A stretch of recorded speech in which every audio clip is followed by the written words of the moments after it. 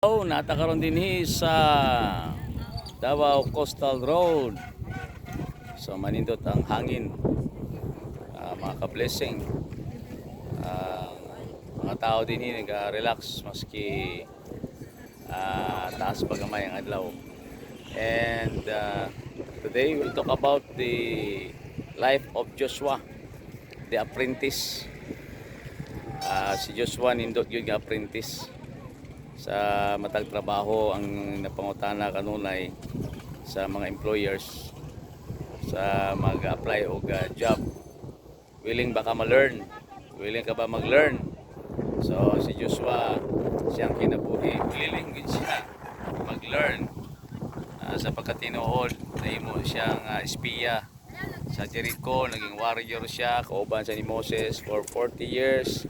Grabe, in the shadow of Moses, pero nagpabilin siyang humble, nagpabilin siyang teachable, o siya pailalom gyud sa leadership ni Moses. And Jesus Christ o ang Diyos ang nagsaad kang Joshua, as I was with Moses, so I will be with you. Joshua 1:5, I will not leave you nor forsake you. So manindot diay nga sa panahon nga gihatag sa Ginoo kanato to lead. Lagi diay gitawag nga manindot ang sitwasyon kay gipaboran ta sa Ginoo. Is because kinabuhi ni Joshua naging maayo siyang follower. Ingon pa, a good leader is a good follower. Ang maayong nga mudumala mao tong maayo pod nga sumusunod. Mabitaw nga kung ang tao ay willing siya mo follow, maging ready po siya mo lead. So sa atong spiritual nga kinabuhi, ang Ginoo ay muguban gyud nato kung natay desire magpagamit sa Dios. Pero dili na siya gitawag overnight. Kung daghan tag mga difficulties, mga trainings, giprepare ta si Ginoo sa mga butang nga mas dako pa gyud, pero ang mga butang ni dili siya lisod tungod kay ang Ginoo gyud nag-prepare daan nato. So sa pagkatinuod nga alagad, si Joshua subok na.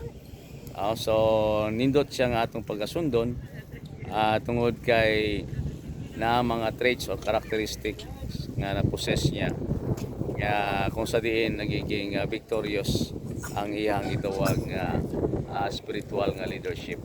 So whatever task nga gihatag sa Ginoo sa Dios nato karon, ang period of waiting is valuable also.